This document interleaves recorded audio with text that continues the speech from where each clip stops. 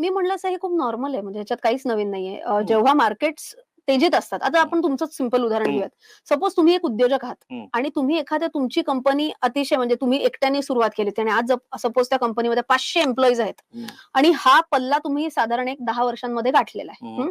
आणि तुम्ही खूप स्वेट अँड ब्लड सगळं तुम्ही तुमचं दिलेलं आहे आणि ती तुम्ही खूप मोठी केलेली आहे कंपनी. हं. आता तुम्ही सांगा, तुम्हाला तुमच्या कंपनीचा आयपीओ कधी आणायचा आहे? जेव्हा मार्केट मंदीत आहे तेव्हा आणायचा आहे का मार्केट तेजीत आहे तेव्हा आणायचा आहे? हं.